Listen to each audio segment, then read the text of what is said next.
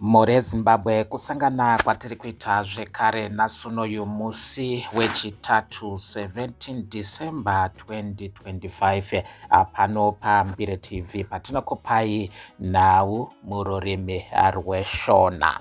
Mubvunzo ndewekuti Temba Muliswa ichiri nhengo yebato reZANU-PF here nekuda kwekuti mapindiro aari kuita mumakakatanwa ebato reZANU-PF zvinoita sekunge inhengo iri pakati pevanhu vebato reZANU-PF, asi iye achitaura kuti akazvimiririra haasisiri nhengo yebato reZANU-PF. Tinoziva kuti akakwikwidza kuNorton kumiririra Norton mudare reparamende ari independent kanokwana kaviri kuzosvika paakadyiwa naRichard Tsvangirayo.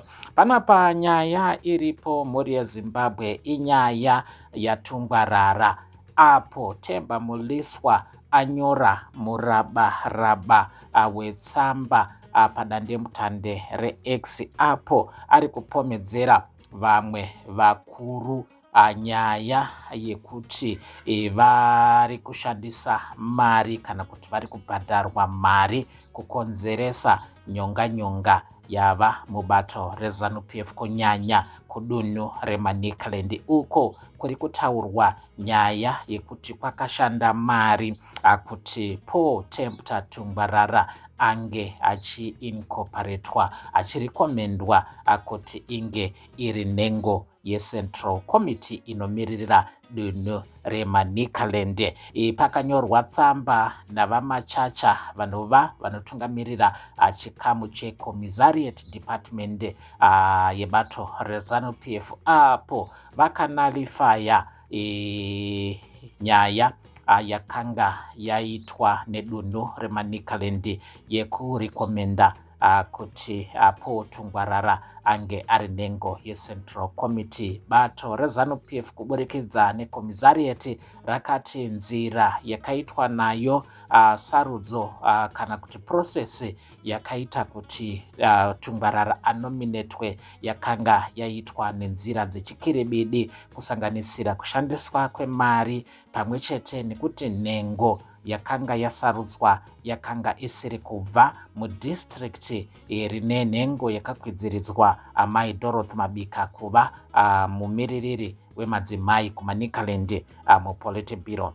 Naizvozvo pakanga pachitaurwa kunzi maChipinge district ndo kunofanirwa kubva nhengo ichamiririra bato reZANU-PF muCentral Committee, asi Tempta Tungwarara achibva kuBuhera district. Naizvozvo bato rakati zvaisaita akuti nhengo inobva kuBuhera inge ichisarudzwa sezvo pachidiwa munhu ari kubva kuChipinge ari zvekare nhengo yechidzimai. Ndiwo mashoko mhuri yeZimbabwe aripo maererano nezvitiko zvinova zvakonzeresa kuti mubato reZANU-PF munge muine kupesana. Panapa Temba Muliswa ataura nyaya yevidhio rava Christopher Mutsvangwa avo vakazotaura nyaya yekuti nyaya yaPaul Tungwarara ichasanangurwa kana kuti ichagarirwa pasi nedare rePolitburo. Akataura nyaya yetsamba yavamachacha ari kusajesta kuti pavatungamiriri ivavava pane mari dzakabuda dzekukrasha zvakanga zvanyorwa nava munyaradzi machacha vanova political commissar. Temba Muliswa ari kuratidza kuti ari kusajesta kuti vaMutsvangwa vakapiwa mari kuti vange vachipesana kana kuti vachipikisa zvakanga zvataurwa nava munyaradzi machacha. Ari kuti iye angosarirwa nezvinhu zvishomanana paari kuunganidza umboo unoratidza kuti pane vatungamiriri vakabhadharwa mari. Ari kuti mafigures ndo haasati aziva, asi ari kutaura kuti pakashanda mari. Ari kuti Christopher Mutsvangwa kushevedzera kwaaita press conference ndidzo dzimwe nyaya dzaari kufanirwa dzaari kutarisirwa kunge achitaura, pamwe chete nekuwanikwa kwezvinhu zvakawanikwa padare reparamende zvinoratidza kuti paipefomwa marituals. Ndodzimwe nyaya dziri kutaurwa naTemba Muliswa kuti ndo zvakokerwa press conference navaChristopher Mutsvangwa. Mubato reZANU-PF maunzwa makakatanwa nevanhu vaviri avo pari zvino vaita kuti bato reZANU-PF ringe riri chiseko nekuda kwekuti vanhu ava vakonzera kuti vange vachipesanisa nhengo dzebato iri, kunyanya madhara haasisina chiremerera haacharemekedzwe mubato reZANU-PF kwava kuteverwa vane mari avo vari kuimploya varakashi padandemutande vachivapa mari yekunyomba vamwe vatungamiriri. Paul Mtatungwarara mukuvamba kwegore rapera akatoisa tsamba yaitaridza kuti ari kurikuruta vanhu vachazenge vachitaura zvakanaka maererano nebato reZANU-PF. Avo vanhu vamwe vacho vakatengerwa manharembozha vakaisirwa mastarlink padzimba dzavo kuti vaswere vachiita basa rekurakasha, asi nhengo idzi zhinji dzacho dzava kushandiswa kushora vamwe vatungamiriri. Takaona isusu panguva yakaendwa kumusangano weconference yakaitirwa kwaMutare, nhengo idzodzidzi dzakanga dzichiti nanga navice president Chiwenga.